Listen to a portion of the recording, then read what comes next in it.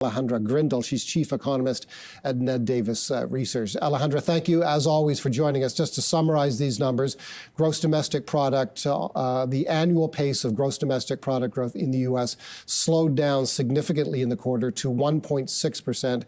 Versus the expectation of 2.5%. And in the fourth quarter, that number was 3.4%. So a significant deceleration of GDP growth in the U.S. in the first quarter.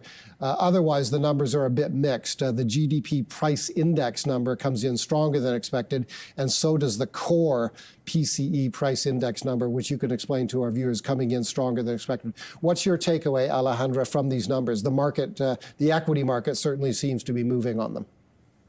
Oh, for sure. So thank you, as always, for having me. So I was quickly looking through the GDP report. Obviously, anytime the devil's in the details, headline, as you mentioned, was much lower than expected. Consumption growth, which has really been holding up the economy. We did see that number slow a bit more than expected, but we did see extremely strong services growth, which was being picked up with the restaurant eating and the retail sales number. So people are still out there spending. Where I really saw a bit more of the downside were often what one would consider the wild cards. So net exports contributed negatively to real GDP. It makes sense with the stronger dollar, with relatively strong consumption. The downside came in a little more than we anticipated. And then inventories. Again, that's always the wild card. It shaved quite a bit off of growth also. So yes, the number wasn't quite as great as we had maybe hoped it would be, but when you look at the details, wasn't quite as bad. In terms of the inflation number, a lot of this is information we sort of already knew, right? So in the second half of last year, we saw a pretty decent amount of disinflation. We got excited. Fed was going to cut rates a lot, right? That's what the market was pricing in.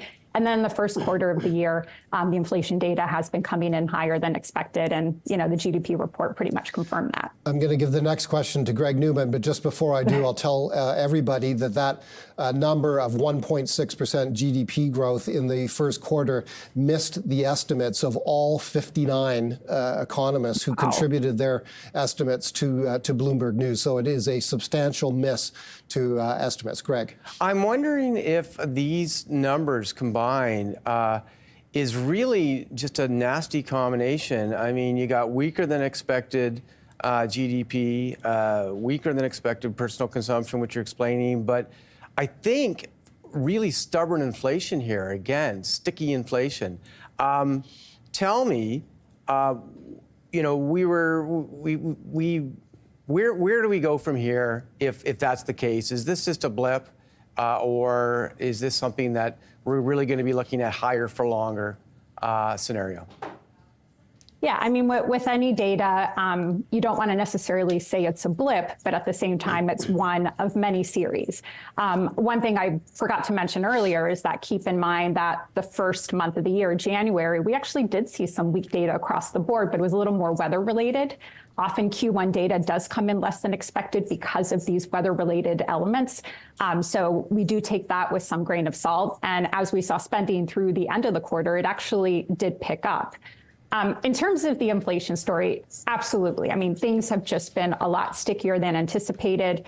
When you look at both the CPI as well as the PCE, it's services coming from the shelter component, as well as the super core, which is, you can kind of point to things like insurance costs and medical care, but generally that number has been relatively strong.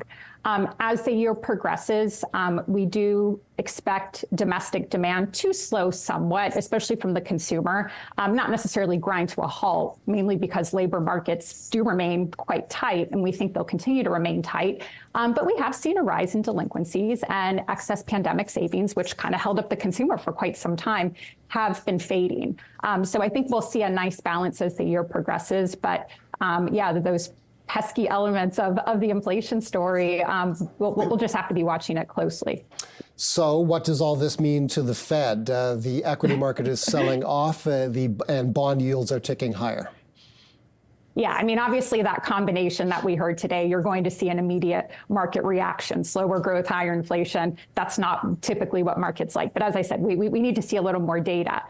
In terms of our view on the Fed, because of this hotter than expected inflation data we have been getting through the first quarter of the year, and generally pretty decent economic data, I just think it's delayed that first rate cut. Well, right now, we're looking at the first rate cut actually being in September, which I think has become relatively the consensus view.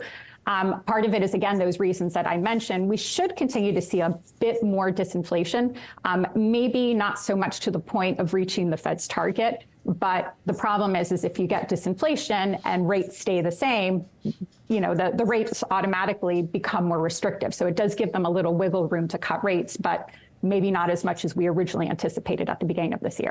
So your call would be for first rate cut September. Any further rate cuts throughout the year? What does that picture look like to you? As of now, again, it's data dependent, so I have to put that in. But we could see maybe one more toward the end of the year, maybe not so much around the election time, but maybe take a skip. But again, it's very dependent on data. I mean, keep in mind, the second half of last year, the data was coming in phenomenally well from an inflation perspective. And, at one point, I think markets were pricing in 6, possibly even 7 rate cuts. So we've had this 3 months of not so great inflation data. And, we anticipate where things could potentially go. But, again, it just depends where the data comes in over the next few months.